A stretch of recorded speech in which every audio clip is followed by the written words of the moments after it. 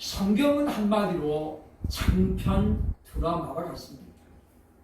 그 안에 단편적인 드라마가 수없이 소개가 되고 있는데 그 중에서는 정말로 언제 읽고 언제 들어도 새롭게 감동이 되는 그런 기사들이 몇 군데가 존재합니다. 바로 요셉과 다니엘에 관한 기사는 그 중에 대표적이라고 말할 수 있습니다. 17살 어린 나이에 애굽으로 팔려간 노비로 팔려간 요셉은 13년 뒤에 애굽의 총리가 됩니다. 그리고 포로로 끌려간 다니엘은 3년 뒤에 왕에게 신임을 받게 되어지고 고속 승진을 통해서 바벨론 제국의 총리에 오르게 됩니다. 그러나 우리가 분명히 기억할 것이 있습니다. 이들이 그런 자리에 오르기까지는 수많은 환난을 통해야 했다는 것이죠. 우리는 결과만 보고 이제 꿈꿉니다만은 중요한 것은 과정이 중요합니다. 요셉이 총리되기까지 13년 동안 어떻게 살았는가? 다니엘이 총리가 되기까지 포로 생활을 어떻게 견뎌냈는가를 잘 살펴보면서 우리 역시 우리의 꿈이 이루어지려면 그런 과정을 반드시 통과해야 된다는 사실을 기억을 해야 되겠다라고 하는 것입니다. BC 605년에 아수르를 물리친 바벨론 제국은 유다를 두 번째로 침공하게 되어집니다. 바벨론 제국의 기세는 그야말로 엄청났기 때문에 유다는 제대로 싸워보지 못하고 항복을 하게 되죠. 그때에 느부갓네살 왕은 이제 먼 나라를 건설하기 위해서 이스라엘 땅에 유능한 사람들을 포로로 잡아가게 되는데 오늘 본문 4절에 보면 흠이 없고 용모가 아름다우며 모든 지혜를 통찰하며 지식에 통달하며 학문에 익숙한 소년들을 포로로 끌고 가게 됩니다. 이들을 끌고 간 목적은 오늘 본문의 4절 하반절에 이렇게 기록되고 있습니다. 그들에게 갈대아 사람의 학문과 언어를 가르치게 하였고 라고 말씀하죠. 즉 느부갓네살 왕이 선 비전은 뭐냐면 이 유능하고 탁월한 젊은이들을 바벨론 사람으로 교육시키는 것입니다. 그리고 장차 이제 이스라엘을 속국으로 만들었을 때에 이들을 중심으로 해서 이스라엘을 완전하게 지배하려는 그와 같은 야망을 가진 결과라고 볼 수 있습니다. 그런 상황 속에서 느부갓네살 왕은 이 청년들에게 대단한 정성을 가지고 이제 이들을 양육하기에 이르게 됩니다. 그런 상황에서 다니엘과 세 친구는 왕의 신임을 받게 되어지고 다니엘은 전국을 총리하는 총리로 발탁이 되어집니다. 오늘 네 번째 주일 맞으면서 자녀들이여 뜻을 정하라 라는 제목으로 말씀을 정하면서 오늘 본문을 통해서 우리의 자녀들에게 우리 교회의 청년들에게 가르치시는 주님의 말씀이 과연 무엇인지 함께 우리가 생각해 보면서 오늘 말씀에 큰 도전을 받는 시간이 되기를 소원합니다. 첫째로 오늘 8절에 보면 분명한 뜻을 정하는 것을 우리에게 알려주고 있습니다. 사람이 어렸을 때는 꿈이 자주 바뀝니다. 나는 장군 될 거야. 나는 대통령 될 거야. 등등의 꿈을 가지다가 어느 정도 이제 현실에 눈을 뜨게 되어지면 현실적인 꿈을 꾸게 된다는 거죠. 다니엘은 그야말로 하루아침에 유능한 젊은이에서 포로가 되는 신세가 완전히 바뀌게 되는 그런 어려움을 당하게 됩니다. 그러나 그는 오늘 본문에 보면 뜻을 정하였다라고 말씀하고 있는데 다니엘의 정한 뜻은 오늘 본문 8절에 기록됩니다. 다니엘은 뜻을 정하여 왕의 음식과 그가 마시는 포도주로 자기를 더럽히지 아니하리라 하고 라고 말씀합니다. 다니엘과 세 친구가 전한 뜻은 뭐냐면 왕이 먹는 음식으로 내 신앙을 더럽히지 않아야 되겠다라는 것입니다. 중요한 것입니다. 다니엘이 처음부터 내가 이제 바벨론 제국의 총리가 돼야 되겠다, 그렇게 꿈꾼 것이 전혀 아닙니다. 신앙의 정제를 지키기로 뜻을 정했다는 것이지요.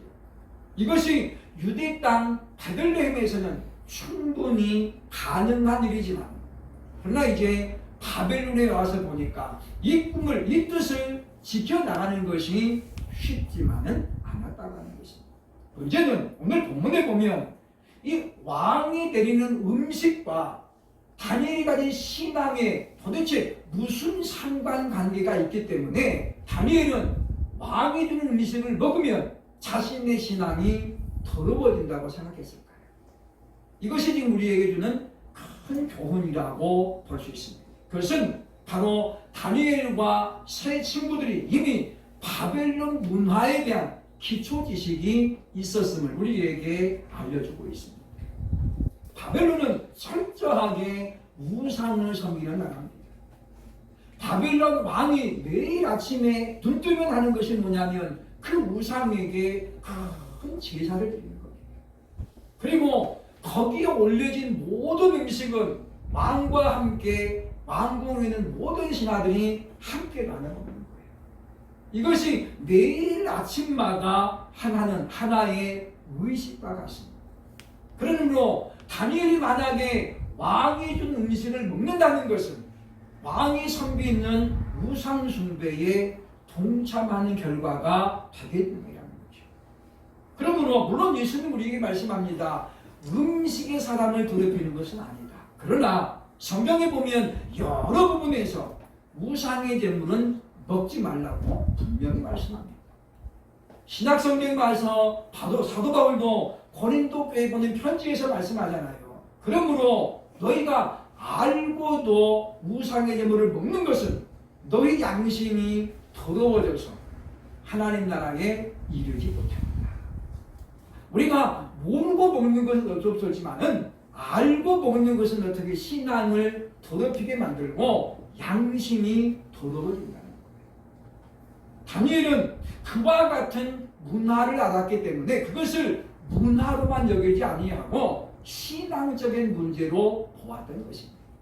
그래서 왕이 드리는 음식이 얼마나 진귀하겠습니까? 각종 기름진 음식에다가 포도주도 상품의 포도주입니다만은 그러나 그는 결단합니다. 나는 왕이 주시는 모든 음식을 거부하고 그것으로 말미암아 나를 더럽히지 아니하리라. 약반의 나이, 이제 10대 중후반의 다니엘이 이와 같은 뜻을 정했다고 하는 것은 우리에게 큰 감동을 준다고 하는 것입니다. 문제는 이것이 한두 번으로 끝나지 않는다는 거예요. 오늘 본문에 나옵니다. 이 느부갓네살 왕이 이들을 교육하려고 작정한 기간이 얼마냐면 3년입니다. 그러니까 다니엘이 지금 이 뜻을 정하고 이것을 이루어가는 것은 최소한 3년이라는 기간이 필요한 거예요. 우리가 믿음을 지키기 위해서 살다 보면 한두 번은 우리가 할 수 있습니다. 문제는 이것이 장기적으로 볼 때 이것이 끝까지 지켜지는가 하는 것이 문제라고 하는 것이죠. 많은 사람들이 처음에는 호기롭게 믿음의 정죄를 주장하다가도 어느 때가 되면 타협을 해버리고 무너지는 것을 볼 수 있기 때문입니다. 그러게 우리에게는 믿음의 동력자가 필요합니다. 다니엘 4장에 보면 느부갓네살 왕이 어느 날 꿈을 꿨는데 꿈을 꾸고 나 잊어버렸어요. 뭔가 분명히 뜻이 있는 건데 눈 뜨고 나니까 도대체가 생각이 안 나는 거예요. 그래서 왕이 모든 박사들을 모아가지고 내가 꾼 꿈을 알게 하고 해석하라고 이야기하는 거예요. 아니 꿈도 안 알려주고 해석하라는 이게 말이 되겠습니까? 모든 박사들이 말합니다. 왕이여 우리에게 꿈을 말씀해 주시면 우리가 해석하겠습니다. 그러면 왕이 억지를 부리니까 이렇게 말합니다. 역대 왕 중에 이런 식으로 우리를 압박하는 왕은 없었습니다. 그렇죠. 그래서 이제 왕은 화가 나가지고 이 바벨론의 모든 박사들, 점쟁이들, 무당들을 죽이라고 명령합니다. 그때 다니엘이 말합니다. 우리에게 날짜를 제한해 주시면 내가 그 꿈을 알게 하겠습니다. 그리고 다니엘이 뭐합니까? 3명의 친구에게 SOS를 칩니다. 나를 위해서 함께 기도해라. 우리는 기도의 동역자들이 반드시 필요합니다. 우리 청년들도 그러므로 말미암아 요즘은 단톡이 유명하니까 기도방을 하나 만들어가지고 청년들끼리라도 기도 제목을 나누고 함께 기도하는 그런 동역자가 있으면 좋겠다라고 하는 것입니다. 왜냐하면 한 사람의 기도보다는 두 사람의 기도가 더욱더 힘이 있을 뿐 아니라 세 사람의 기도가 하나님을 더욱더 감동시키기 때문이라고 하는 것입니다. 그러므로 사랑하는 여러분이요, 나 혼자 싸우는 것은 한계가 있습니다. 금방 지칠 수 있습니다. 하나님께서 그러므로 다니엘에게 이 3명의 친구를 붙여주셨다는 거죠. 그러므로 다니엘 혼자만 뜻을 행하는 것이 아니라 이 뜻은 이 세 사람의 젊은이가 함께 뜻을 정했다라고 볼 수 있고, 그러므로 이들이 이제 한 배를 탔기 때문에 끝까지 기도하는 공동체가 되었음을 기억을 해야 하겠다라고 하는 것입니다. 그러므로 사랑 여러분, 이 세상을 우리가 살아가면서 분명한 뜻을 정하고 그 뜻을 위해서 달려갈 수 있기를 주의 이름으로 축원합니다. 아멘. 둘째로 본문이 주는 가르침은 무엇입니까? 12절로 13절 보면 창의적인 제안을 제시하시는 것입니다. 즉 창의적인 대안, 그게 뭐였습니까? 한반장에게 이야기합니다. 우리는 음식을 먹지 않겠습니다. 다니엘이 담대하게 말씀을 전하게 되죠. 그러면서 무조건 거부한 게 아니에요. 다니엘은 창조적인 대안을 제시합니다. 그게 뭐였습니까? 채식입니다. 우리가 열흘 동안 채식만 먹고 그 다음에 우리 얼굴과 망이 된 음식을 먹은 사람의 의견을 함께 비교해 봐가지고 우리 얼굴이 계속 좋으면 우리에게는 채식을 주시고, 만약 우리가 열흘 후에 얼굴이 그냥 초췌하고 살이 빠져 보이고 안 좋아 보이면 그때는 당신의 뜻에 따르겠습니다 라는 제시하게 되죠. 이게 굉장히 중요합니다. 왜냐? 오늘 우리가 믿음을 지키기 위해서 때로는 불협화음을 조성할 때가 많이 있습니다. 그러나 베드로전서 1장에 보니까 믿음에는 덕목이 있는데 첫째 덕목이 뭐냐면 믿음은 덕을 생각해요. 그러니까 내 믿음 지키자고 덕을 깨면은 그것은 올바른 믿음이 아니라고 하는 것입니다. 물론 우리가 때로는 내 목숨을 걸고 믿음을 지켜야 될 때가 있습니다. 그러나 모든 일에 항상 그럴 수는 없다고 하는 거죠. 예수 믿는 사람은 바로 화평케 하는 자입니다. 내가 들어감으로 말미암아 그 조직이, 그 문화가 하나로 뭉쳐져야 돼. 그런데 만약에 내 믿음 지키자고 그 조직을, 분위기를 확 띄고 만약에 산산조각 된다면 그것은 믿음의 덕목이 없는 사람입니다. 그러므로 다니엘은 본문에서 이와 같은 대안을 제시하게 되어집니다. 그러면서 최종적인 판결을 누구에게 임합니까? 환관장에게 맡깁니다. 이것이 다니엘에게 우리가 배울 만한 매우 중요한 지혜라고 하는 거죠. 즉 나로 인해서 다른 사람을 난처하게 만드는 것은 결코 지혜로운 일이 아니라는 거예요. 그러면서 뭡니까? 여기서 지금 다니엘은 환관장의 권위를 철저하게 인정합니다. 무시하는 게 아니에요. 인정하면서 최종적인 판단은 당신이 하는 게 아닙니다. 그럼 우리는 그때에 두말 없이 따라가겠습니다 라고 대안을 제시하는 것을 보게 되어집니다. 많은 젊은이들이 사회생활 하면서 어려움을 겪습니다. 음식으로 말미암아 신앙의 정죄를 도전받을 때가 있습니다. 그 중에 하나가 바로 화식자리입니다. 화합을 도모하고 팀워크를 이루기 위해서 회식을 많이 합니다. 가장 어려운 게 뭐냐? 음주죠. 이게 음주죠. 많은 사람들이 여기서 어떻습니까? 나는 술 안 먹습니다 라고 그냥 분위기를 한 방에 팍 깨줘. 이건 결코 지혜롭지 않습니다. 그럴 때 우리가 창의적인 대안이 뭐겠습니까? 일찌감치 음료수 주문해서 서로 이제 건배할 때에 음료수 들고 같이 하면 되는 겁니다. 저는 오늘 이거 마시겠습니다. 그러면 분위기가 그렇게 험악해지지 않습니다. 야, 너만 교회 다닌다, 이 말, 나도 다닌다. 이런 말이 안 나온다는 거예요. 그러나 우리가 그런 것도 우리가 상황에 따라서 구분이 돼야 되겠다라고 하는 것입니다. 제가 처음에 다닌 직장은 구두를 만드는 등산화를 만드는 그런 회사였습니다. 당시에는 뭐 주 일요일이 4번 있지만은 주일마다 쉬는 것은 공무원 빼고는 상상도 못했던 거죠. 정기적으로 둘째 주, 넷째 주는 휴무일이었지만은 그러나 그마저도 쉬는 날은 거의 없었습니다. 그러니 교회를 간다는 것은 회사를 그만두지 않으면 불가능했습니다. 하루만 결근하면은 4일치 일당에 까집니다. 그때는 뭐 완전히 근로자들의 권익은 찾아볼 수 없었던 시대였거든요. 우리 완성반에, 제가 재단반에 있었는데 우리 완성반에 반장이 아주 신실한 믿음의 사람이었는데 주일마다 특근을 하니까 교회를 못 가는 거예요. 이분이 어느 날 창조적인 대안을 회사에 제시했습니다. 그게 뭐냐면 토요일 밤에 우리가 온라이트 하겠습니다. 그 대신 그 다음 날은 쉬겠습니다. 라는 겁니다. 회사 쪽에서는 마다할 이유가 없습니다. 똑같이 8시간을 밤에 하겠다는 거죠.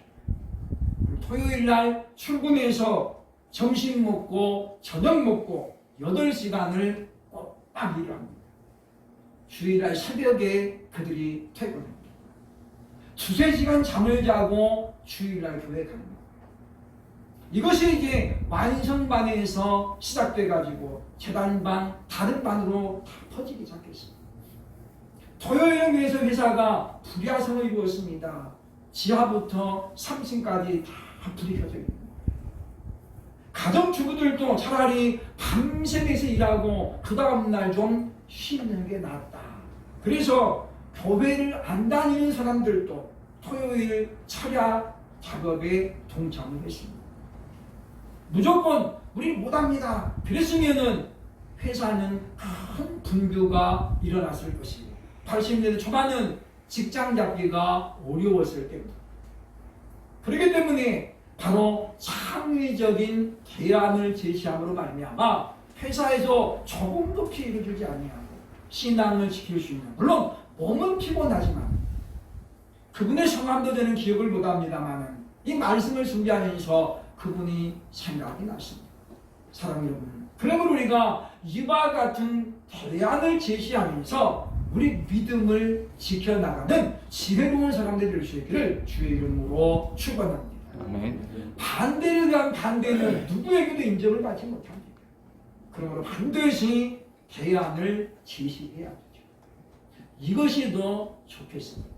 이렇게 하겠습니다. 이런 대안을 제시한다면 무조건 반대는 하지 않는다라는 것입니다. 세 번째, 오늘 본문에 주는 가르침은 무엇입니까? 9절 말씀에 보면 하나님의 도움을 구하는 것이다 라고 알려줍니다. 9절에 보면 하나님이 다니엘로 하여금 판관장에게 은혜와 긍휼을 얻게 하신지라 라고 말씀하죠.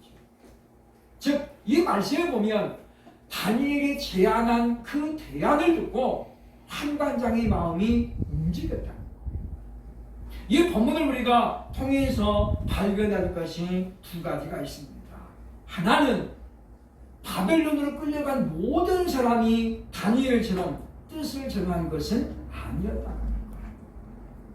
몇 명이 끌려가는지 정확하게 없었지만은 뜻을 정하여 신앙의 정리를 지키기로 마음먹은 사람은 고작 4명이었다는 것입니다. 나머지 전부는 무엇입니까? 신앙의 정절, 여기 와서 그게 무슨 필요가 있냐? 하나님 우리와 함께 하셔서 우리가 여기에 포로가 되고 왔겠느냐? 이런 구실을 삼아서 신앙의 정절은 애시당초 포기했습니다. 이런 환경에서 무슨 하나님을 찾냐? 우리가 지금 나라가 망했는데 무슨 하나님이냐?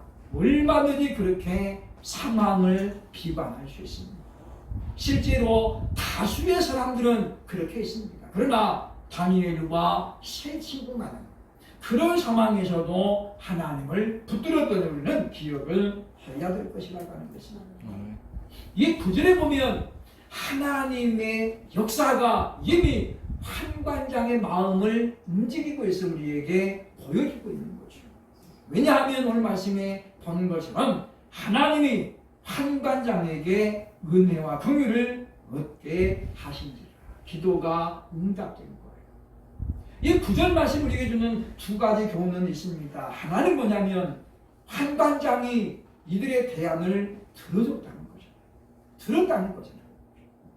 이것은 사실은 환관장이 볼 때는 그들 말하는 거 제구할 수 없는 겁니다. 포로로 끌려온 주제에 왕이 되는 음식에 그냥 감지덕자 받으면 되지 무슨 말이 많냐. 얼마든지 그럴 수 있습니다. 왜냐? 이들이야말로 지금 아무런 계급도 없는 포로 중에 포로잖아요. 바벨론 사람도 아니잖아요. 그런 그들이 감히 환관장에게 우리를 더럽히지 않도록 해주십시오 라고 말하는 것 자체 사실은 뭐예요? 무모한 도전입니다. 그러나 하나님께 기도했기 때문에 기도의 결과로 하나님의 그 환관장의 마음을 감동시킨 거죠. 말을 들어주고 더 놀라운 건 뭐냐면 대안을 수용했다는 거죠. 이것은 굉장한 모험이 아니면 불가능한데 오늘 성경 11절에 보면 이렇게 말합니다. 그렇게 되면 너희 때문에 내 머리가 왕 앞에서 위태롭게 되리라. 만약에 너희 말들이 해가지고 열흘 뒤에 너희 얼굴이 초조해지고 그냥 앙상해지면 나는 내 모가지 나간다. 그러므로 이런 상황을 누구보다도 이 사람이 잘 알고 있는 거예요. 구약시대에 다수의 나라는 왕권이 매우 강했던 시대입니다. 에스더의 보면 우리가 잘 알 수 있죠. 그죠? 아하스웨로 왕이 자기 부인이 잔치에 불렀는데 안 와요. 그죠? 그리고 어떻게 해요? 폐위시켜요. 얼마나 냉정한 사람입니까? 잔치도 하루 이틀 돌린 게 아니라 성경에 보니까 6개월 동안 매일 잔치 벌리니까 누가 좋아하겠어요? 부어라 마셔라 하니까 왕후 에스더가 왕을 못마땅한 것은 너무나도 당연한 거예요. 그런데 그 자리에 자랑하려고 불렀는데 안 왔다고 그래가지고 어떻게 해요? 폐위시키잖아요. 그리고 에스더가 그 자리에 차고 들어가는 거예요. 왕권이 그만큼 절대적인 시대입니다. 바벨론 시대도 마찬가지죠. 그런 때에 이 환관장이 자신의 목숨을 걸고 이들이 제안한 것을 수용한 것은 환관장의 마음이 너그러워서가 아닙니다. 사람 좋아서가 아닙니다. 하나님께서 이들의 기도를 들으시고 환관장의 마음을 어떻게 해요? 만져주신 거예요. 이걸 우리가 하나님의 감동이라고 합니다. 우리가 왜 기도해야 되느냐? 우리가 기도하면 하나님께서 이와 같이 환경을 조성해 주시는 거예요. 돕는 자를 하나님이 예비하시고 돕는 사람들을 우리에게 부여주십니다. 우리가 살면서 아무리 완벽하게 계획을 세워도 살면서 많은 돌발 변수가 발생합니다. 사람들은 인생을 항해하는 것과 같다 보죠. 바다에 떠있는 작은 배와 같습니다. 바다의 날씨 종잡을 수 없습니다. 거친 태풍, 폭우가 쏟아질 수 있습니다. 거기서 사람이 그 작은 배가 할 수 있는 거 보겠습니까? 아무것도 없습니다. 우리 인생도 마찬가지입니다. 우리가 왜 기도해야 되느냐면 그 변수를 만났을 때에 하나님의 도우심을 받아야 되기 때문입니다.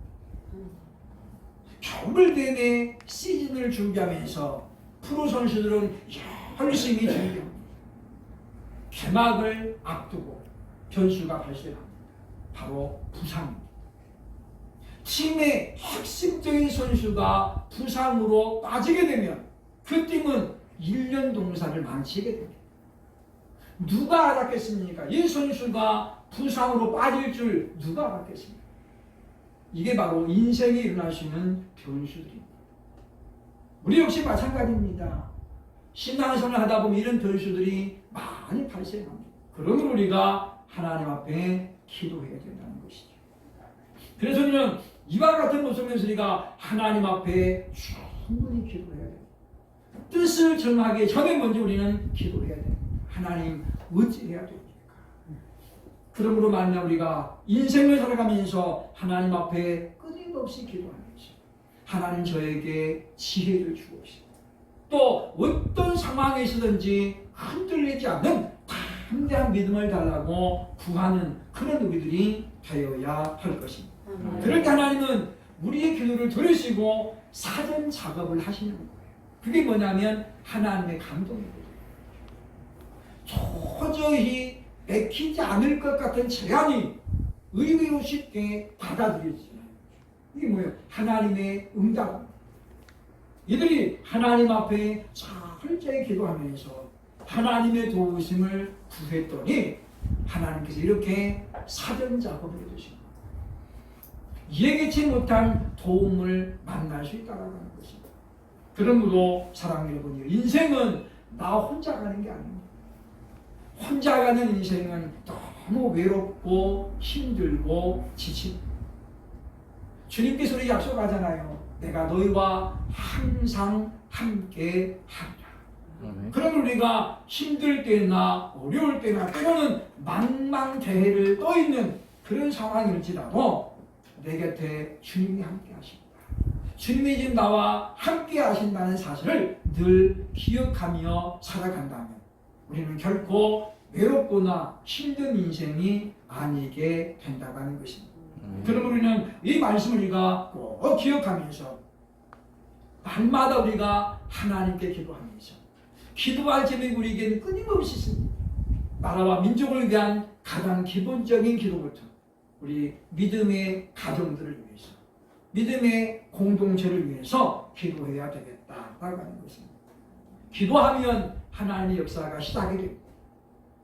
히스기야 왕이 죽을 병에 걸렸을 때에 먼저 누구에게 기도 부탁합니까? 선지자 이사야에게 기도를 부탁합니다. 그리고 그 자신 역시 성벽을 향해 물잖아요. 하나님 저 좀 살려주세요. 아직 장가는 갔지만 아직 애 하나가 없잖아요. 누가 왕위를 이룰 것입니까? 하나님의 대가 끊기게 됐잖아요. 하나님 앞에 그는 눈물로 통곡합니다. 이사야가 아직 성전에 도착도 안 했는데 하나님께서 이미 이사야에게 응답하시는 거예요. 그래서 히스기야가 다시 삶의 연장이 이루어지게 된다고 하는 것입니다. 그러므로 우리는 이와 같은 사실을 온전히 기억하면서 포로로 끌려가 있는 상황, 사실 얼마나 암담합니다. 거기서 잘 되면 뭐가 되는 거예요? 배국가 되는 거예요. 저희 시골에 옛날에 어렸을 때에 조상감이라는 분이 있었어요. 우리 아버님하고 동갑점이시고 친목교회 회원입니다. 우리 동네에서는 굉장히 신임을 못 받았어요. 왜냐하면 일제시대 때 보니 순사, 지금에 말하면 경찰관이고 경찰관이었어요. 일본의 앞잡이였죠. 그런데 계속해서 일본이 지배할 줄 알았는데 45년에 해방이 됐잖아요. 일본 사람은 다 도망가고 이제 남았는데 이 아저씨는 도망을 못 간 거예요. 자기 고향인데 일본 그 앞잡이 경찰이었잖아요. 동네 사람들이 이 사람을 전부 벌레 보듯 합니다. 어디 가서 큰 소리 한 번을 못 칩니다. 이런 어떤 참담한 상황, 지금 다니엘이 처한 상황이 그런 상황이잖아요. 오로지 할 수 있는 건 뭐겠습니까? 나 죽었어 하고 있는 거예요. 그분은 보니까 조상가미를 이름 저 아무개인데 왜 상가미라는지 모르겠어요. 왜 상가미라는지 모르겠는데 어쨌든 간에 그분은 그래서 어렸을 때 지역에 보면 동네에서 정말 조용했던 걸 기억해요. 어디서 나서겠습니까? 당연히 물론 어떤 일본이 앞잡이 돼가지고 잡아들이고 그런 건 안 했을 수 있어도 일본 경찰관 자체 하나만이 뭐에 동네에서는 완전히 왕따가 되는 거죠. 다니엘이 만약에 잘 됐어봐야 보죠. 민족의 배반자잖아요. 그러나 하나님의 강권적인 역사로 이루어졌기 때문에 오히려 그는 이스라엘에게도 존경받는 믿음의 사람이 되었다는 것입니다. 그러므로 오늘 하나님의 자녀로서 우리가 큰 꿈을 다시 한번 점검해 보면서 뜻을 정하고 그리고 그 뜻을 향해서 힘차게 달려나가는 저와 여러분 모두가 될 수 있기를 주의 이름으로 축원합니다. 네.